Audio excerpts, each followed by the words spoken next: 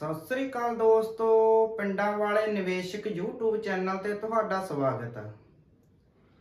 ਜਿਵੇਂ ਕਿ ਦੋਸਤੋ ਇਸ ਤੋਂ ਪਹਿਲਾਂ ਵਾਲੀ ਵੀਡੀਓ ਦੇ ਵਿੱਚ ਆਪਾਂ ਤੁਹਾਡੇ ਨਾਲ ਗੱਲ ਕਰ ਚੁੱਕੇ ਹਾਂ ਵੀ ਜਦੋਂ ਵੀ ਆਪਾਂ ਕਿਸੇ ਸਟਾਕ ਦੇ ਵਿੱਚ ਇਨਵੈਸਟਮੈਂਟ ਕਰਨੀ ਆ ਜਾਂ ਫਿਰ ਟ੍ਰੇਡਿੰਗ ਕਰਨੀ ਆ ਤਾਂ ਉਹ ਸਟਾਕ ਬਾਰੇ ਕੀ ਚੀਜ਼ਾਂ ਨੇ ਜਿਹੜੀਆਂ ਆਪਾਂ ਨੂੰ ਸਿੱਖਣੀਆਂ ਬਹੁਤ ਜ਼ਰੂਰੀ ਨੇ, ਤਾਂ ਜੋ ਆਪਾਂ ਕਿਸੇ ਇਹ ਸਟਾਕ ਦੇ ਵਿੱਚ ਆਪਣਾ ਪੈਸਾ ਨਾ ਲਗਾ ਬੈਠੀਏ ਵੀ ਜਿਹਦੇ ਵਿੱਚ ਆਪਾਂ ਨਾ ਪੈਸਾ ਘਟ ਜਾਵੇ ਤੇ ਆਪਾਂ ਨੂੰ ਲਾਸ ਦਾ ਸਾਹਮਣਾ ਕਰਨਾ ਪਵੇ। ਤਾਂ ਉਸ ਵਿੱਚ ਆਪਾਂ ਅਲੱਗ-ਅਲੱਗ ਐਨਾਲਿਸਿਸ ਦੇ ਉੱਤੇ ਗੱਲ ਕੀਤੀ ਸੀ। ਜੇਕਰ ਕਿਸੇ ਨੇ ਆਪਣੀ ਉਹ ਵੀਡੀਓ ਨਹੀਂ ਦੇਖੀ ਤਾਂ ਆਪਾਂ ਉਹਦਾ ਲਿੰਕ ਡਿਸਕ੍ਰਿਪਸ਼ਨ ਦੇ ਵਿੱਚ ਦੇ ਦੇਵਾਂਗੇ ਤੇ ਤੁਸੀਂ ਉੱਥੋਂ ਜਾ ਕੇ ਆਪਣੀ ਉਹ ਵੀਡੀਓ ਦੇਖ ਸਕਦੇ ਹੋ। ਤੇ ਅੱਜ ਦੀ ਜਿਹੜੀ ਆਪਾਂ ਵੀਡੀਓ ਤੁਹਾਨੂੰ ਆਪਾਂ ਉਹਦੇ ਵਿੱਚ ਗੱਲ ਕੀਤੀ ਸੀ ਵੀ ਫੰਡਾਮੈਂਟਲ ਐਨਾਲਿਸਿਸ ਦੇ ਉੱਤੇ ਆਪਾਂ ਇੱਕ ਅਲੱਗ ਤੋਂ ਸਪੈਸ਼ਲ ਵੀਡੀਓ ਬਣਾ ਕੇ ਤੁਹਾਨੂੰ ਸਮਝਾਵਾਂਗੇ ਫੰਡਾਮੈਂਟਲ ਐਨਾਲਿਸਿਸ ਕੀ ਹੁੰਦਾ ਤੇ ਇਹ ਕਰਨਾ ਕਿਉਂ ਜ਼ਰੂਰੀ ਆ ਤੇ ਫੰਡਾਮੈਂਟਲ ਐਨਾਲਿਸਿਸ ਦੇ ਵਿੱਚ ਆਪਾਂ ਕੀ ਚੀਜ਼ਾਂ ਨੇ ਜਿਹੜੀਆਂ ਚੈੱਕ ਕਰ ਸਕਦੇ ਆ। ਤਾਂ ਦੋਸਤੋ ਸਭ ਤੋਂ ਪਹਿਲਾਂ ਤਾਂ ਇਹ ਫੰਡਾਮੈਂਟਲ ਐਨਾਲਿਸਿਸ ਕੀ ਹੁੰਦਾ ਵਾ। ਤਾਂ ਫੰਡਾਮੈਂਟਲ ਦਾ ਅਸਲ ਅਰਥ ਹੈ ਦੋਸਤੋ, ਫੰਡਾਮੈਂਟਲ ਮਤਲਬ ਕਿ ਫਾਈਨੈਂਸ਼ੀਅਲ ਵੀ ਉਹ ਜੋ ਵੀ ਸਟਾਕ ਦੇ ਵਿੱਚ ਆਪਾਂ ਪੈਸਾ ਲਗਾ ਰਹੇ ਆ ਜਾਂ ਜਿਹਦੇ ਵਿੱਚ ਸਟਾਕ ਦੇ ਵਿੱਚ ਆਪਾਂ ਇਨਵੈਸਟਮੈਂਟ ਕਰ ਰਹੇ ਆ ਤਾਂ ਉਹ ਫਾਈਨੈਂਸ਼ੀਅਲੀ ਉਹ ਸਟਾਕ ਕਿਸ ਤਰ੍ਹਾਂ ਦਾ ਗਾ, ਮਤਲਬ ਕਿ ਉਹ ਫਾਈਨੈਂਸ਼ੀਅਲੀ ਸਟਰੋਂਗ ਆ ਜਾਂ ਫਾਈਨੈਂਸ਼ੀਅਲੀ ਵੀਕ ਆ। ਕਿਉਂਕਿ ਇੱਕ ਕੰਪਨੀ ਆ ਜਿਹੜੀ ਕੋਈ ਵੀ ਕੰਪਨੀ ਆ ਤਾਂ ਕੰਪਨੀ ਦੀ ਆਉਣ ਵਾਲਾ ਜਿਹੜਾ ਫਿਊਚਰ ਆ ਉਹਦੇ ਫਾਈਨੈਂਸ਼ੀਅਲ ਦੇ ਉੱਤੇ ਡਿਪੈਂਡ ਹੁੰਦਾ ਗਾ। ਜੇਕਰ ਕੰਪਨੀ ਦਾ ਫਾਈਨੈਂਸ਼ੀਅਲ ਬਹੁਤ ਮਾੜਾ ਗਾ ਤਾਂ ਆਉਣ ਵਾਲੇ ਟਾਈਮ ਦੇ ਵਿੱਚ ਉਹ ਕਦੇ ਵੀ ਮਤਲਬ ਕਿ ਗਰੋਥ ਨਹੀਂ ਕਰੂਗੀ ਤੇ ਉਹਦੇ ਵਿੱਚ ਆਪਾਂ ਨੂੰ ਪੈਸਾ ਲਗਾਉਣ ਦਾ ਕੋਈ ਫਾਇਦਾ ਨਹੀਂ ਹੈ।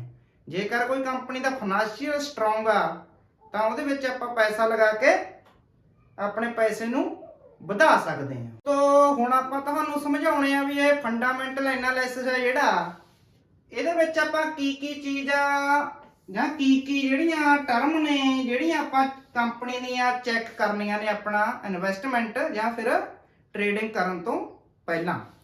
ਤਾਂ ਦੋਸਤੋ ਸਭ ਤੋਂ ਪਹਿਲਾਂ ਗਾ ਵੀ ਮਾਰਕੀਟ ਕੈਪ। ਹੁਣ ਤੁਹਾਨੂੰ ਸਮਝਾਉਣੇਗਾ ਜਿਹੜੀ ਮਾਰਕੀਟ ਕੈਪ ਆ ਉਹ ਕੀ ਹੁੰਦੀ ਆ। ਮਾਰਕੀਟ ਕੈਪ ਦਾ ਮਤਲਬ ਹੁੰਦਾ ਮਾਰਕੀਟ ਕੈਪੀਟਲਾਈਜੇਸ਼ਨ, ਮਤਲਬ ਕਿ ਜਿਹੜੀ ਵੀ ਕੰਪਨੀ ਆ ਕੋਈ ਵੀ ਕੰਪਨੀ XYZ ਤਾਂ ਉਹਦੀ ਮਾਰਕੀਟ ਕੈਪ ਕਿੰਨੀ ਆ। ਮਾਰਕੀਟ ਕੈਪ ਦਾ ਮਤਲਬ ਹੁੰਦਾਗਾ ਵੀ ਉਹ ਕੰਪਨੀ ਦਾ ਟੋਟਲ ਵੈਲਿਊ ਕਿੰਨੀ ਆ, ਕੀ ਉਹ ਕੰਪਨੀ ਦਾ ਸਾਈਜ਼ ਆ। ਜੇਕਰ ਕੋਈ ਕੰਪਨੀ ਮਤਲਬ ਕਿ 100 ਕਰੋੜ ਦੀ ਹੁੰਦੀ ਹੈ, ਕੋਈ 1000 ਕਰੋੜ ਦੀ ਹੁੰਦੀ ਹੈ, ਕੋਈ 1 ਕਰੋੜ ਦੀ ਹੁੰਦੀ ਹੈ, ਕੋਈ 2 ਕਰੋੜ ਦੀ ਹੁੰਦੀ ਹੈ, ਤਾਂ ਜਿਹੜੀ ਉਹਦੀ ਮਤਲਬ ਕਿ ਟੋਟਲ ਵੈਲਿਊ ਆ ਉਹਨੂੰ ਆਪਾਂ ਮਾਰਕੀਟ ਕੈਪ ਕਹਿ ਦਿੰਦੇ ਆ। ਤਾਂ ਮਾਰਕੀਟ ਕੈਪ ਆ ਜਿਹੜੀ ਉਹ ਕੈਲਕੂਲੇਸ਼ਨ ਕਿਵੇਂ ਕੀਤੀ ਜਾਂਦੀ ਹੈ। ਮਾਰਕੀਟ ਕੈਪ ਕੈਲਕੂਲੇਸ਼ਨ ਕਰਨ ਵਾਸਤੇ ਦੋਸਤੋ ਜਿਹੜੇ ਵੀ ਉਸ ਸ਼ੇਅਰ ਦੀ ਅੱਜ ਦੀ ਪ੍ਰਾਈਸ ਆ, ਕੀ ਪ੍ਰਾਈਸ ਚੱਲ ਰਹੀ ਆ, ਉਹਨੂੰ ਆਪਾਂ ਮਲਟੀਪਲਾਈ ਕਰਦੇ ਆ ਕਿਹਦੇ ਨਾਲ, ਨੰਬਰ ਆਫ ਸ਼ੇਅਰ ਨਾਲ ਵੀ ਕਿੰਨੇ ਉਹ ਕੰਪਨੀ ਦੇ ਕੋਲੇ ਸ਼ੇਅਰ ਨੇ। ਮੰਨ ਲਓ ਵੀ ਕਿਸੇ ਸਟਾਕ ਦੀ ਜਿਹੜੀ ਪ੍ਰਾਈਸ ਆ ਉਹ 10 ਰੁਪਏ ਆ ਤੇ ਉਹ ਕੰਪਨੀ ਦੇ ਕੋਲੇ 100 ਸ਼ੇਅਰ ਆ ਤਾਂ ਉਹ ਆਪਾਂ ਉਹਨੂੰ ਮੰਨ ਕੇ ਚੱਲਾਂਗੇ ਵੀ ਇਹ 1000 ਆ ਜਿਹੜੀ ਇਹ ਕੰਪਨੀ ਦੀ ਮਾਰਕੀਟ ਕੈਪ ਆ ਗਈ। ਮੰਨ ਲਓ ਵੀ ਕਿਸੇ ਕੰਪਨੀ ਦਾ 10 ਰੁਪਏ ਉਹਦੀ ਮਤਲਬ ਕਿ ਸ਼ੇਅਰ ਦੀ ਪ੍ਰਾਈਸ ਚੱਲ ਰਹੀ ਹੈ ਤੇ 100 ਕਰੋੜ ਸ਼ੇਅਰ ਆ ਤਾਂ ਆਪਾਂ ਮੰਨ ਕੇ ਚੱਲਾਂਗੇ ਵੀ ਇਹ 1000 ਕਰੋੜ ਰੁਪਏ ਦੀ ਕੰਪਨੀ ਆ ਤਾਂ ਇਹ ਕੰਪਨੀ ਦਾ ਸਾਈਜ਼ ਹੋ ਗਿਆ। ਤਾਂ ਇਸ ਤੋਂ ਆਪਾਂ ਨੂੰ ਵੱਡੀ ਕੰਪਨੀ ਦਾ ਤੇ ਛੋਟੀ ਕੰਪਨੀ ਦਾ ਅੰਦਾਜ਼ਾ ਲਗਾ ਸਕਦੇ ਹਾਂ ਉਹਦੀ ਮਾਰਕੀਟ ਕੈਪ ਦੇ ਹਿਸਾਬ ਦੇ ਨਾਲ। ਹਾਂਜੀ ਦੋਸਤੋ ਜਿਹੜੀ ਦੂਸਰੀ ਚੀਜ਼ ਆ ਚੈੱਕ ਕਰਨ ਵਾਲੀ ਉਹ ਆ ਗਈ ROE ਹੁੰਦੀ ਆ ਰਿਟਰਨ ਔਨ ਇਕੁਇਟੀ। ROE ਦਾ ਮਤਲਬ ਹੁੰਦਾ return on equity. Return on equity ਦੇ ਕੀ ਹੁੰਦੀ ਹੈ ਦੋਸਤੋ, ਤਾਂ ਜਦੋਂ ਵੀ ਤੁਸੀਂ ਕਿਸੇ ਬ੍ਰੋਕਰ ਐਪ ਦੇ ਵਿੱਚ ਜਾਓਗੇ, ਜਦੋਂ ਆਪਾਂ ਸ਼ੇਅਰ ਦੇ ਬਾਰੇ ਡਿਟੇਲ ਦੇ ਵਿੱਚ ਜਾਂਦੇ ਆ ਤਾਂ ਉੱਥੇ ਆਪਾਂ ਨੂੰ ਇਹ ਚੀਜ਼ ਦੇਖਣ ਨੂੰ ਮਿਲਦੀ ਆ ROE। ਤਾਂ ROE ਹੁੰਦੀ ਹੈ ਰਿਟਰਨ ਔਨ ਇਕੁਇਟੀ। ਰਿਟਰਨ ਮਤਲਬ ਕਿ ਹੁੰਦਾ ਦੋਸਤੋ ਵੀ ਉਹ ਜਿਹੜਾ ਵੀ ਉਹਦਾ ਸ਼ੇਅਰ ਆ ਉਹਦੇ ਉੱਤੇ 1 ਸਾਲ ਦੇ ਵਿੱਚ ਕਿੰਨੀ ਉਹ ROE ਜਨਰੇਟ ਕਰ ਰਹੀ ਹੈ ਕੰਪਨੀ। ਮਤਲਬ ਕਿ ਕੋਈ 10% ਰਿਟਰਨ ਦੇ ਰਹੀ ਆ, 15% ਰਿਟਰਨ ਦੇ ਰਹੀ ਆ ਜਾਂ ਫਿਰ 5% ਰਿਟਰਨ ਦੇ ਰਹੀ ਆ। ਤਾਂ ਇਸ ਨੂੰ ਆਪਾਂ ਨੂੰ ਕੈਲਕੂਲੇਸ਼ਨ ਕਰਨਾ ਇਸ ਲਈ ਜ਼ਰੂਰੀ ਹੈ ਕਿਉਂਕਿ ਜਦੋਂ ਵੀ ਆਪਾਂ ਕਿਸੇ ਕੰਪਨੀ ਦੇ ਵਿੱਚ ਪੈਸਾ ਲਾਉਣੇ ਆ ਤਾਂ ਆਪਣਾ ਮੇਨ ਮਕਸਦ ਹੁੰਦਾ ਜਿਹੜਾ ਲਾਸਟ ਦੇ ਉੱਤੇ ਵੀ ਇਹ ਕੰਪਨੀ ਆਪਾਂ ਨੂੰ ਕਿੰਨਾ ਰਿਟਰਨ ਦੇਊਗੀ ਤੇ ਉਹ ਤੋਂ ਆਪਾਂ ਕਿੰਨਾ ਆਪਣਾ ਪ੍ਰੋਫਿਟ ਬਣੂਗਾ, ਉਹੀ ਚੀਜ਼ ਸਭ ਤੋਂ ਮੇਨ ਆ ਗਈ। ਤਾਂ ਰਿਟਰਨ ਔਨ ਕੈਪੀਟਲ ਜਿਹੜੀ ਇਕੁਇਟੀ ਆ ਇਹ ਹਮੇਸ਼ਾ ਮਤਲਬ ਕਿ 20 ਤੋਂ ਲੈ ਕੇ 25 ਦੇ ਵਿੱਚ ਜਾਂ ਫਿਰ 15 ਤੋਂ ਲੈ ਕੇ 25 ਦੇ ਵਿੱਚ ਹੋਣੀ ਚਾਹੀਦੀ ਆ, ਜਾਂ ਤਾਂ 20% ਤੋਂ ਲੈ ਕੇ 25% ਦੇ ਵਿੱਚ ਜਾਂ ਫਿਰ 15 ਤੋਂ ਲੈ ਕੇ 25% ਦੇ ਵਿੱਚ ਹੋਊਗੀ ਜਿਹੜੀ ਕੰਪਨੀ ਰਿਟਰਨ ਔਨ ਇਕੁਇਟੀ, ਤਾਂ ਉਹ ਕੰਪਨੀ ਆਪਣੇ ਲਈ ਵਧੀਆ ਹੋਊਗੀ ਕਿਉਂਕਿ ਉਸ ਤੋਂ ਰਿਟਰਨ ਔਨ ਇਕੁਇਟੀ ਦੇ ਉੱਤੇ ਹੀ ਡਿਪੈਂਡ ਕਰਦਾ ਵੀ ਉਹ ਆਉਣ ਵਾਲੇ ਟਾਈਮ ਦੇ ਵਿੱਚ ਆਪਾਂ ਨੂੰ ਕਿੰਨਾ ਪ੍ਰੋਫਿਟ ਕਮਾ ਕੇ ਦੇ ਸਕਦੀ ਹੈ। ਇਸ ਤੋਂ ਬਾਅਦ ਆ ਦੋਸਤੋ ਮਤਲਬ ਕਿ EPS, ਜਿਹੜਾ EPS ਆ ਇਹ ਹੁੰਦਾ ਅਰਨਿੰਗ ਪਰ ਸ਼ੇਅਰ। EPS ਨੂੰ ਆਪਾਂ ਬੋਲਦੇ ਆ ਅਰਨਿੰਗ ਪਰ ਸ਼ੇਅਰ। ਹੁਣ ਅਰਨਿੰਗ ਪਰ ਸ਼ੇਅਰ ਕੀ ਹੁੰਦਾ ਦੋਸਤੋ? ਜਿਹੜਾ ਅਰਨਿੰਗ ਪਰ ਸ਼ੇਅਰ ਆ ਮਤਲਬ ਕਿ ਉਹ ਕੰਪਨੀ ਇੱਕ ਸ਼ੇਅਰ ਦੇ ਉੱਤੇ ਕਿੰਨਾ ਅਰਨਿੰਗ ਇੱਕ ਸਾਲ ਦੇ ਵਿੱਚ ਬਣਾ ਕੇ ਆਪਾਂ ਨੂੰ ਦੇ ਰਹੀ ਆ। ਜੇਕਰ ਜਿਹੜਾ ਅਰਨਿੰਗ ਪਰ ਸ਼ੇਅਰ ਆ ਜਿੰਨਾ ਉਹ ਜ਼ਿਆਦਾ ਹੋਊਗਾ, ਜਿੰਨਾ ਉਹ ਹਰ ਸਾਲ ਵਧੂਗਾ ਜਾਂ ਜਿੰਨਾ ਜ਼ਿਆਦਾ ਹੋਊਗਾ ਉਨੀ ਆਪਣੇ ਵਾਸਤੇ ਸਹੀ ਆ, ਆਪਣੇ ਵਾਸਤੇ ਉਨੀ ਵਧੀਆ ਗੱਲ ਆ। ਕਿਸੇ ਵੀ ਸਟਾਕ ਦਾ ਅਰਨਿੰਗ ਪਰ ਸ਼ੇਅਰ ਜ਼ਿਆਦਾ ਹੋਣਾ ਚਾਹੀਦਾ ਗਾ। ਇੱਕ ਸ਼ੇਅਰ ਦੇ ਉੱਤੇ ਕਿੰਨੀ ਉਹ ਮਤਲਬ ਕਿ ਅਰਨਿੰਗ ਕਰ ਰਹੀ ਹੈ ਕੰਪਨੀ, ਤਾਂ ਉਹਨੂੰ ਆਪਾਂ ਅਰਨਿੰਗ ਪਰ ਸ਼ੇਅਰ ਕਹਿੰਦੇ ਆ। ਹਾਂਜੀ ਦੋਸਤੋ, ਇਸ ਤੋਂ ਬਾਅਦ ਜਿਹੜਾ ਪੁਆਇੰਟ ਆ ਉਹ ਹੈਗਾ PE ਰੇਸ਼ੋ। ਜਿਹੜਾ PE ਰੇਸ਼ੋ ਆ ਇਹਦੀ ਫੁੱਲ ਫਾਰਮ ਆ ਗਈ price earning ratio. PE ratio ਨੂੰ ਆਪਾਂ ਪ੍ਰਾਈਸ ਅਰਨਿੰਗ ਰੇਸ਼ੋ ਵੀ ਕਹਿ ਦਿੰਦੇ ਆ। ਜਿਹੜੀ ਪ੍ਰਾਈਸ ਅਰਨਿੰਗ ਰੇਸ਼ੋ ਆ ਇਸ ਤੋਂ ਆਪਾਂ ਨੂੰ ਇਹ ਅੰਦਾਜ਼ਾ ਲੱਗਦਾਗਾ ਵੀ ਜੇਕਰ ਆਪਾਂ ਕਿਸੇ ਕੰਪਨੀ ਦੇ 1 ਰੁਪਿਆ ਕਮਾ ਰਹੇ ਆ ਤਾਂ ਆਪਾਂ ਕਿੰਨਾ ਉਹਦਾ ਮਤਲਬ ਕਿ PE ਉਹਦੀ ਕਿੰਨੀ ਹੈਗੀ। PE ਮਤਲਬ ਕਿ ਆਪਾਂ ਨੂੰ ਕਿੰਨੇ ਪੈਸੇ ਉਹ ਕੰਪਨੀ ਦੇ ਵਿੱਚ ਲਗਾਉਣੇ ਪੈਣਗੇ ਜੇਕਰ ਆਪਾਂ 1 ਰੁਪਿਆ ਕਮਾਉਣਾ ਚਾਹੁੰਦੇ ਆ। ਮੰਨ ਲਓ ਵੀ ਕਿਸੇ ਕੰਪਨੀ ਦੀ ਜਿਹੜੀ ਅਰਨਿੰਗ ਪਰ ਸ਼ੇਅਰ ਆ 10 ਹੈ, ਤਾਂ ਇਹਦਾ ਇਹ ਮਤਲਬ ਆ ਵੀ ਆਪਾਂ ਜੇਕਰ ਉਹ ਕੰਪਨੀ ਤੋਂ 1 ਰੁਪਿਆ ਕਮਾਉਣਾ ਚਾਹੁੰਦੇ ਆ ਤਾਂ ਆਪਾਂ ਨੂੰ 10 ਰੁਪਏ ਪਹਿਲਾਂ ਉਹਦੇ ਵਿੱਚ ਇਨਵੈਸਟਮੈਂਟ ਕਰਨੀ ਪਊਗੀ। ਜਿਹੜੀ PE ਰੇਸ਼ੋ ਆ, ਜਿਹੜੀ PE ਰੇਸ਼ੋ ਆ ਜੇਕਰ ਕਿਸੇ ਕੰਪਨੀ ਦੀ PE ਰੇਸ਼ੋ ਆ ਜਿਹੜੀ 1 ਤੋਂ ਲੈ ਕੇ 10 ਦੇ ਵਿੱਚ ਹੁੰਦੀ ਹੈ ਤਾਂ ਕੰਪਨੀ ਬਹੁਤ ਵਧੀਆ ਮੰਨੀ ਜਾਂਦੀ ਆ। ਕਿਉਂਕਿ ਜਿਹੜੀ PE ਰੇਸ਼ੋ ਆ ਇਸ ਦੇ ਹਿਸਾਬ ਨਾਲ ਹੀ ਆਪਾਂ ਨੂੰ ਮਤਲਬ ਕਿ ਕਿੰਨਾ ਆਪਾਂ ਉਹਦੇ ਵਿੱਚ ਪੈਸਾ ਲਗਾ ਰਹੇ ਆ ਤੇ ਕਿੰਨਾ ਆਪਾਂ 1 ਰੁਪਿਆ ਕਮਾਉਣ ਦੇ ਵਾਸਤੇ ਕਿੰਨੇ ਆਪਾਂ ਨੂੰ ਰੁਪਏ ਲਗਾਉਣੇ ਪੈਣਗੇ, ਇਹ PE ਰੇਸ਼ੋ ਦੇ ਉੱਤੇ ਡਿਪੈਂਡਿੰਗ ਕਰਦਾ ਹੈਗਾ। ਦੋਸਤੋ ਇਸ ਤੋਂ ਬਾਅਦ ਹੈਗਾ ਡਿਵੀਡੈਂਟ। ਤਾਂ ਜਿਹੜਾ ਡਿਵੀਡੈਂਟ ਉਹਦਾ ਅਰਥ ਹੁੰਦਾ ਹੈਗਾ ਵੀ ਪ੍ਰੋਫਿਟ ਦਾ ਹਿੱਸਾ ਜਾਂ ਲਾਭ ਅੰਸ਼ ਕਹਿੰਦੇ ਆਪਾਂ ਨੂੰ ਪੰਜਾਬੀ ਦੇ ਵਿੱਚ।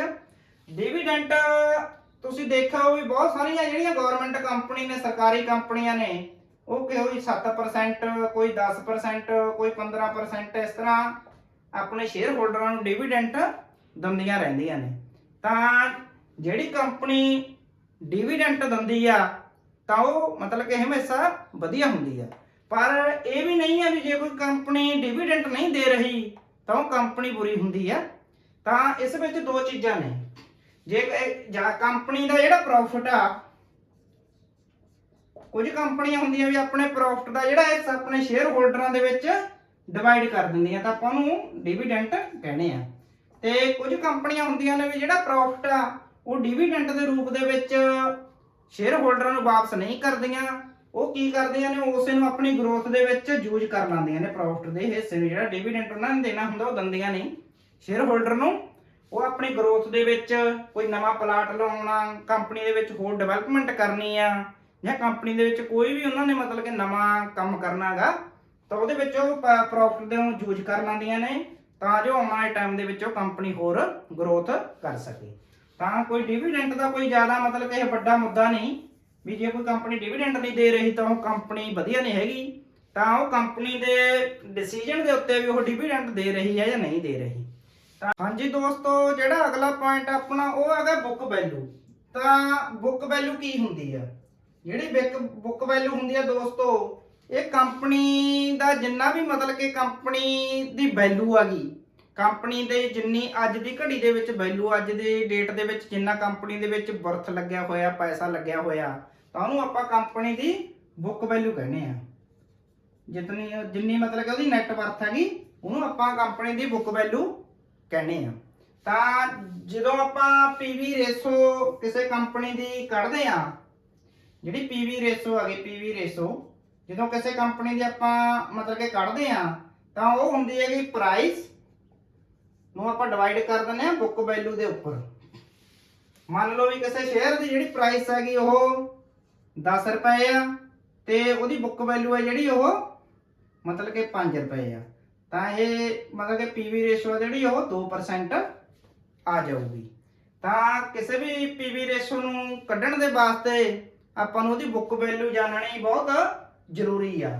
ਤਾਂ ਬੁੱਕ ਵੈਲਿਊ ਪੀਵੀ ਰੇਸ਼ੋ ਹੈ, ਕਿਸੇ ਵੀ ਕੰਪਨੀ ਦਾ ਪੀਵੀ ਰੇਸ਼ੋ ਆ, ਉਹ ਹਮੇਸ਼ਾ ਮਤਲਬ ਕਿ 1 ਤੋਂ ਲੈ ਕੇ 2 ਦੇ ਵਿਚਕਾਰ ਰਹਿਣਾ ਚਾਹੀਦਾਗਾ। ਜਿਹੜੀਆਂ ਕੰਪਨੀਆਂ ਦਾ ਪੀਵੀ ਰੇਸ਼ੋ 1 ਤੋਂ ਲੈ ਕੇ 2 ਦੇ ਵਿਚਕਾਰ ਰਹਿੰਦਾਗਾ, ਤਾਂ ਉਹ ਕੰਪਨੀਆਂ ਬਹੁਤ ਮਤਲਬ ਕਿ ਵਧੀਆ ਮੰਨੀਆਂ ਜਾਂਦੀਆਂ ਨੇ, ਜਿਨ੍ਹਾਂ ਦੇ ਵਿੱਚ ਆਪਾਂ ਇਨਵੈਸਟਮੈਂਟ ਕਰ ਸਕਦੇ ਹਾਂ। ਤਾਂ ਇਸ ਤੋਂ ਬਾਅਦ ਦੋਸਤੋ ਮਤਲਬ ਕਿ ਡੈਬਟ ਔਨ ਇਕੁਇਟੀ। ਡੈਬਟ ਔਨ ਇਕੁਇਟੀ ਦਾ ਕੀ ਅਰਥ ਹੁੰਦਾ? ਤਾਂ ਜਿਹੜਾ ਡੈਬਟ ਔਨ ਇਕੁਇਟੀ ਆ, ਜਿਵੇਂ ਕਿ ਦੋਸਤੋ ਤੁਹਾਨੂੰ ਪਤਾ ਹੀ ਆ ਵੀ ਕੋਈ ਵੀ ਕੰਪਨੀ ਆ, ਤਾਂ ਉਹਨੂੰ ਜਦੋਂ ਪੈਸੇ ਦੀ ਜ਼ਰੂਰਤ ਹੁੰਦੀ ਆ, 2 ਤਰੀਕਿਆਂ ਦੇ ਨਾਲ ਕੰਪਨੀ ਪੈਸਾ ਮਤਲਬ ਕਿ ਆਪਣੇ ਪੈਸਾ ਲੈ ਸਕਦੀ ਹੈ। ਇੱਕ ਤਾਂ ਹੁੰਦਾ ਡੈਬਟ ਤੇ ਇੱਕ ਹੁੰਦਾ ਇਕੁਇਟੀ। ਡੈਬਟ ਹੁੰਦਾ ਮਤਲਬ ਕਿ ਲੋਕ ਤੋਂ ਕਰਜ਼ਾ ਹੁੰਦਾਗਾ, ਜਾਂ ਤਾਂ ਉਹ ਕੰਪਨੀ ਲੋਨ ਲਊਗੀ, ਕਿਤੇ ਫਾਈਨੈਂਸ਼ੀਅਲ ਇੰਸਟੀਟਿਊਸ਼ਨ ਤੋਂ ਕਰਜ਼ਾ ਲਊਗੀ ਆਪਣੇ ਕੋਈ ਵੀ ਮਤਲਬ ਕਿ ਫੰਕਸ਼ਨ ਨੂੰ ਕਰਨ ਦੇ ਵਾਸਤੇ, ਤੇ ਜਾਂ ਫਿਰ ਉਹ ਆਪਣੀ ਜਿਹੜੀ ਕੰਪਨੀ ਦੀ ਹਿੱਸੇਦਾਰੀ ਆ ਉਹਨੂੰ ਸੇਲ ਕਰਕੇ ਮਾਰਕੀਟ ਦੇ ਵਿੱਚ ਪੈਸਾ ਲੈ ਸਕਦੀ ਆ। ਤਾਂ ਜੇਕਰ ਉਹ ਮਤਲਬ ਕਿ ਡੈਬਟ ਜ਼ਿਆਦਾ ਲਊਗੀ ਕੰਪਨੀ, ਤਾਂ ਉਹਨੂੰ ਇੰਟਰਸਟ ਪੇ ਕਰਨਾ ਪਊਗਾ। ਪਰ ਜੇਕਰ ਕੰਪਨੀ ਇਕੁਇਟੀ ਸ਼ੇਅਰ ਜਾਂ ਇਕੁਇਟੀ ਦੇ ਵਿੱਚੋਂ ਪੈਸਾ ਚੱਕਣਾ ਚਾਹੁੰਦੀ ਹੈ ਮਾਰਕੀਟ ਦੇ ਵਿੱਚ ਇਕੁਇਟੀ ਦੇ ਰਾਹੀਂ, ਤਾਂ ਉਹ ਕੰਪਨੀ ਨੂੰ ਫਿਰ ਆਪਣੀ ਮਤਲਬ ਕਿ ਜਿਹੜੀ ਓਨਰਸ਼ਿਪ ਆ ਉਹ ਦੇਣੀ ਪਊਗੀ। ਤਾਂ ਇਹ ਕੰਪਨੀ ਹਮੇਸ਼ਾ ਇਹਦਾ ਬੈਲੈਂਸ ਬਣਾ ਕੇ ਚੱਲਦੀ ਆ ਵੀ ਕਿੰਨਾ ਉਹਨੂੰ ਡੈਬਟ ਲੈਣਾ ਚਾਹੀਦਾ, ਕਿੰਨਾ ਉਹਦੀ ਇਕੁਇਟੀ ਹੋਣੀ ਚਾਹੀਦੀ ਆ। ਤਾਂ ਹਮੇਸ਼ਾ ਕੋਈ ਵੀ ਕੰਪਨੀ ਹੈ ਜਿਹੜੀ ਉਹ 0 ਤੋਂ ਲੈ ਕੇ 1% ਦੇ ਵਿੱਚ ਜਿਹੜੀ ਉਹਨੇ ਡੈਬਟ ਆਉਣਾ ਇਕੁਇਟੀ ਹੈ ਇੰਨੀ ਹੋਣੀ ਚਾਹੀਦੀ ਆ, ਉਹ ਕੰਪਨੀ ਵਧੀਆ ਮੰਨੀ ਜਾਂਦੀ ਆ। ਜੇਕਰ ਕੰਪਨੀ ਜ਼ਿਆਦਾ ਕਰਜ਼ਾ ਉਠਾ ਲੈਂਦੀ ਆ ਤਾਂ ਉਹਨੂੰ ਜ਼ਿਆਦਾ ਇੰਟਰਸਟ ਦੇਣਾ ਪਊਗਾ, ਤਾਂ ਉਸ ਨਾਲ ਉਹਦੇ ਪ੍ਰੋਫਿਟ ਦੇ ਉੱਤੇ ਵੀ ਜ਼ਿਆਦਾ ਅਸਰ ਪੈਂਦਾਗਾ। ਤੇ ਜੇਕਰ ਉਹ ਜ਼ਿਆਦਾ ਇਕੁਇਟੀ ਦੇ ਦਿੰਦੀ ਆ ਤਾਂ ਫਿਰ ਉਹਦੀ ਓਨਰਸ਼ਿਪ ਆ ਜਿਹੜੀ ਉਹ ਜ਼ਿਆਦਾ ਲੋਕਾਂ ਦੇ ਕੋਲੇ ਚਲੀ ਜਾਂਦੀ ਹੈ, ਜਿਸ ਨਾਲ ਕੰਪਨੀ ਦੇ ਵਿੱਚ ਕੱਲ ਨੂੰ ਉਹ ਆਪਣੀ ਇਨਵੋਲਵਮੈਂਟ ਵੀ ਜ਼ਿਆਦਾ ਕਰਨੀ ਸਟਾਰਟ ਕਰ ਦਿੰਦੇ ਆ। ਤਾਂ ਇਸ ਤੋਂ ਬਾਅਦ ਜਿਹੜਾ ਦੋਸਤੋ ਉਹ ਆ ਸਭ ਤੋਂ ਮੇਨ ਚੀਜ਼ ਆ ਜਿਹੜੀ ਆ ਉਹ ਹੁੰਦੀ ਆ ਇੰਟ੍ਰਿੰਸਿਕ ਵੈਲਿਊ। ਜਿਹੜੀ ਇੰਟ੍ਰਿੰਸਿਕ ਵੈਲਿਊ ਹੈਗੀ ਇਹ ਕੀ ਹੁੰਦੀ ਆ? ਇੰਟ੍ਰਿੰਸਿਕ ਵੈਲਿਊ ਦਾ ਮਤਲਬ ਹੁੰਦਾ ਦੋਸਤੋ ਵੀ ਜੋ ਵੀ ਆਪਾਂ ਕੰਪਨੀ ਦਾ ਸ਼ੇਅਰ ਖਰੀਦ ਰਹੇ ਆ, ਤਾਂ ਉਹ ਆਪਾਂ ਨੂੰ ਸਸਤਾ ਪੈ ਰਿਹਾ ਜਾਂ ਮਹਿੰਗਾ ਪੈ ਰਿਹਾ। ਤਾਂ ਇਹ ਚੀਜ਼ ਬਹੁਤ ਹੀ ਜ਼ਰੂਰੀ ਆ ਚੈੱਕ ਕਰਨੀ ਵੀ ਇੰਟ੍ਰਿੰਸਿਕ ਵੈਲਿਊ ਕੰਪਨੀ ਦੀ ਆਪਣੇ ਜਿਵੇਂ ਆਪਾਂ ਪੈਸਾ ਲਗਾ ਰਹੇ ਆ, ਤਾਂ ਉਹਦੇ ਹਿਸਾਬ ਦੇ ਨਾਲ ਉਹ ਆਪਾਂ ਨੂੰ ਕਿਤੇ ਸ਼ੇਅਰ ਮਹਿੰਗਾ ਤਾਂ ਨਹੀਂ ਪੈ ਰਿਹਾ। ਤਾਂ ਇਹ ਚੀਜ਼ ਨੂੰ ਚੈੱਕ ਕਰਨਾ ਬਹੁਤ ਜ਼ਰੂਰੀ ਆ। ਹੁਣ ਇੰਟ੍ਰਿੰਸਿਕ ਵੈਲਿਊ ਦੀ ਉਦਾਹਰਨ ਦੇ ਕੇ ਆਪਾਂ ਤੁਹਾਨੂੰ ਸਮਝਾਉਣੇ ਆ ਵੀ ਮੰਨ ਲਓ ਵੀ ਤੁਸੀਂ ਕਿਸੇ ਹੋਟਲ ਦੇ ਵਿੱਚ ਗਏ, ਉੱਥੇ ਤੁਸੀਂ ਖਾਣਾ ਖਾਧਾ ਤੇ 500 ਰੁਪਈਆ ਤੁਸੀਂ ਬਿੱਲ ਪੇ ਕੀਤਾ, ਪਰ ਖਾਣਾ ਖਾਣ ਤੋਂ ਬਾਅਦ ਤੇ ਉਸਦੀ ਫੈਸਿਲਿਟੀ ਦੇਖਣ ਤੋਂ ਬਾਅਦ ਤੁਹਾਨੂੰ ਰਿਲਾਈਜ਼ ਹੋਇਆ ਵੀ ਯਾਰ ਇਹ ਤਾਂ ਮਤਲਬ ਕਿ ਆਪਾਂ 500 ਰੁਪਏ ਜ਼ਿਆਦਾ ਪੇ ਕਰਤਾ, ਇਹ ਤਾਂ 300 ਰੁਪਏ ਦਾ ਮਤਲਬ ਕਿ ਇਹਨਾਂ ਦੀ ਮਤਲਬ ਕਿ ਫੈਸਿਲਿਟੀ ਦੇ ਹਿਸਾਬ ਨਾਲ, ਖਾਣੇ ਦੇ ਹਿਸਾਬ ਨਾਲ 300 ਰੁਪਏ ਇਹਨਾਂ ਦਾ ਬਣਦਾ ਸੀ, ਮਤਲਬ ਕਿ 300 ਰੁਪਏ ਦੀ ਵੈਲਿਊ ਸੀ ਇਹਨਾਂ ਦੇ ਖਾਣੇ ਦੀ। ਤਾਂ ਇਹਨੂੰ ਆਪਾਂ ਕਹਿੰਦੇ ਆ ਇੰਟ੍ਰਿੰਸਿਕ ਵੈਲਿਊ। ਮਤਲਬ ਕਿ ਆਪਾਂ ਸੋਚ ਰਹੇ ਹਾਂ ਵੀ ਆਪਾਂ 200 ਰੁਪਏ ਜ਼ਿਆਦਾ ਦੇਤਾ। ਤਾਂ ਇਸੇ ਤਰ੍ਹਾਂ ਹੀ ਸ਼ੇਅਰਾਂ ਦੇ ਵਿੱਚ ਹੁੰਦਾ, ਜਦੋਂ ਕਿਸੇ ਸ਼ੇਅਰ ਦੀ ਐਕਚੁਅਲ ਦੀ ਵੈਲਿਊ 300 ਹੋਵੇ ਤੇ ਆਪਾਂ 500 ਚ ਉਹਨੂੰ ਖਰੀਦ ਲਈਏ, ਤਾਂ ਇਹ ਆਪਣੇ ਵਾਸਤੇ ਸਹੀ ਨਹੀਂ ਹੈ। ਇਹ ਆਪਾਂ ਨੂੰ ਮਤਲਬ ਕਿ ਆਉਣ ਵਾਲੇ ਟਾਈਮ ਦੇ ਵਿੱਚ ਆਪਾਂ ਨੂੰ ਲਾਸ ਦੇ ਸਕਦੀ ਆ ਉਹ ਕੰਪਨੀ। ਤਾਂ ਜਾਂ ਫਿਰ ਮੰਨ ਲਓ ਤੁਸੀਂ ਕਿਸੇ ਢਾਬੇ ਦੇ ਉੱਤੇ ਖਾਣਾ ਖਾਧਾ ਤੇ ਉਸਨੇ ਤੁਹਾਡੇ ਤੋਂ 200 ਰੁਪਇਆ ਲੈਤਾ, ਪਰ ਤੁਸੀਂ ਉਹਦਾ ਖਾਣਾ ਤੇ ਉਸਦੀ ਫੈਸਿਲਿਟੀ ਦੇਖ ਕੇ ਇਹ ਸੋਚੋ ਵੀ ਯਾਰ ਇਹ 200 ਦੇ ਵਿੱਚ ਆਪਾਂ ਨੂੰ ਸਸਤਾ ਖਿਲਾ ਰਿਹਾ, ਇਹਦੀ ਵੈਲਿਊ 300 ਰੁਪਇਆ ਹੋਣੀ ਚਾਹੀਦੀ ਸੀ। ਤਾਂ ਇਹਨੂੰ ਇੰਟ੍ਰਿੰਸਿਕ ਵੈਲਿਊ ਕਹਿੰਦੇ ਆ, ਜਿਹੜੀ ਕਿ ਆਪਾਂ ਨੂੰ ਦੇਖਣੀ ਬਹੁਤ ਜ਼ਰੂਰੀ ਆ, ਕਿਉਂਕਿ ਜੇਕਰ ਉਹ ਆਪਾਂ ਨੂੰ 200 ਰੁਪਏ ਦੇ ਵਿੱਚ ਖਾਣਾ ਦੇ ਰਿਹਾ ਤੇ ਆਪਾਂ ਸੋਚ ਰਹੇ ਹਾਂ ਇਹਦਾ 300 ਰੁਪਇਆ ਹੋਣਾ ਚਾਹੀਦਾ ਸੀ, ਤਾਂ ਇਹਦਾ ਮਤਲਬ ਉਹ ਆਪਾਂ ਨੂੰ ਖਾਣਾ 100 ਰੁਪਇਆ ਸਸਤਾ ਮਿਲ ਗਿਆ। ਤਾਂ ਇਹ ਚੀਜ਼ ਨੂੰ ਆਪਾਂ ਨੂੰ ਸ਼ੇਅਰਾਂ ਦੇ ਵਿੱਚ ਹੀ ਅਪਲਾਈ ਕਰਨਾ ਚਾਹੀਦਾ ਵੀ ਆਪਾਂ ਨੂੰ ਇੰਟੈਂਸਿਵ ਵੈਲਿਊ ਕਿਸੇ ਵੀ ਕੰਪਨੀ ਦੀ ਆਪਾਂ ਗੂਗਲ ਦੇ ਉੱਤੇ ਸਰਚ ਮਾਰ ਕੇ ਕੱਢ ਸਕਦੇ ਹਾਂ। ਇਹਦੇ ਅਲੱਗ-ਅਲੱਗ ਫਾਰਮੂਲੇ ਵੀ ਆ, ਪਰ ਜੇਕਰ ਤੁਸੀਂ ਗੂਗਲ ਦੇ ਉੱਤੇ ਸਰਚ ਮਾਰੋਗੇ ਤਾਂ ਤੁਹਾਨੂੰ ਇੰਟੈਂਸਿਵ ਵੈਲਿਊ ਹੈ ਜਿਹੜੀ ਉਹ ਤੁਰੰਤ ਗੂਗਲ ਦਿਖਾ ਦੂਗਾ ਵੀ ਇਹ ਕੰਪਨੀ ਦੀ ਇੰਨੀ ਹੈਗੀ। ਮੰਨ ਲਓ ਵੀ ਕਿਸੇ ਕੰਪਨੀ ਦਾ ਜਿਹੜਾ ਸ਼ੇਅਰ ਆ ਉਹਦੀ 3000 ਰੁਪਏ ਦਾ ਸ਼ੇਅਰ ਦੀ ਪ੍ਰਾਈਸ ਹੈਗੀ ਤੇ ਜਿਹੜੀ ਆਈ ਵੀ ਇੰਟੈਂਸਿਵ ਵੈਲਿਊ ਉਹਦੀ ਉਹ 2700 ਰੁਪਏ, ਤਾਂ ਇਹਦਾ ਮਤਲਬ ਤੁਹਾਨੂੰ 300 ਰੁਪਏ ਇਹ ਸ਼ੇਅਰ ਮਹਿੰਗਾ ਮਿਲ ਰਿਹਾ ਹੈਗਾ। ਤਾਂ ਇਹ ਚੀਜ਼ ਦੇਖਣੀ ਬਹੁਤ ਜ਼ਰੂਰੀ ਹੈ ਤਾਂ ਜੋ ਆਪਾਂ ਕਿਸੇ ਕੰਪਨੀ ਦਾ ਸ਼ੇਅਰ ਜ਼ਿਆਦਾ ਮਹਿੰਗਾ ਨਾ ਖਰੀਦ ਲਈਏ, ਤਾਂ ਜੋ ਆਉਣ ਵਾਲੇ ਟਾਈਮ ਦੇ ਵਿੱਚ ਉਹ ਆਪਾਂ ਨੂੰ ਪ੍ਰੋਫਿਟ ਕਮਾ ਕੇ ਨਾ ਦੇਵੇ। ਇਸ ਤੋਂ ਬਾਅਦ ਦੋਸਤੋ ਜਿਹੜੀਆਂ ਹੋਰ ਕਈ ਚੀਜ਼ਾਂ ਨੇ ਜਿਹੜੀਆਂ ਆਪਾਂ ਫੰਡਾਮੈਂਟਲ ਐਨਾਲਿਸਿਸ ਦੇ ਵਿੱਚ ਚੈੱਕ ਕਰ ਸਕਦੇ ਹਾਂ, ਉਹ ਹੁੰਦੀ ਆ, ਇੱਕ ਹੁੰਦੀ ਹੈ ਰੈਵਨਿਊ। ਜਿਹੜੀ ਰੈਵਨਿਊ ਆ ਉਹ ਹੁੰਦੀ ਹੈ ਮਤਲਬ ਕਿ ਕੰਪਨੀ ਦੇ ਵਿੱਚ ਕਿੰਨੀ ਮਤਲਬ ਕਿ ਹਰ ਸਾਲ ਕਿੰਨੀ ਰੈਵਨਿਊ ਜਨਰੇਟ ਕਰ ਰਹੀ ਹੈ ਕੰਪਨੀ, ਕਿੰਨੀ ਅਰਨਿੰਗ ਕਰ ਰਹੀ ਹੈ, ਕਿੰਨਾ ਪੈਸਾ ਕਮਾ ਰਹੀ ਹੈ। ਤਾਂ ਜਿਹੜੀ ਰੈਵਨਿਊ ਆ ਉਹ ਆਪਾਂ ਕਿਸੇ ਵੀ ਸਟਾਕ ਦੀ ਜਾ ਕੇ ਚੈੱਕ ਕਰ ਸਕਦੇ ਹਾਂ ਸਟਾਕ ਦੀ ਡਿਟੇਲ ਦੇ ਵਿੱਚ।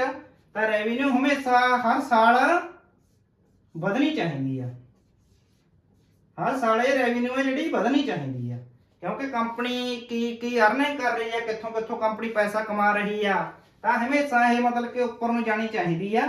ਤਾਂ ਜਿਹੜੀ ਕੰਪਨੀ ਦੀ ਰੈਵਨਿਊ ਹਰ ਸਾਲ ਵਧ ਰਹੀ ਆ ਉਹ ਕੰਪਨੀ ਹੀ ਸਭ ਤੋਂ ਮਤਲਬ ਕਿ ਵਧੀਆ ਕੰਪਨੀ ਮੰਨੀ ਜਾਊਗੀ।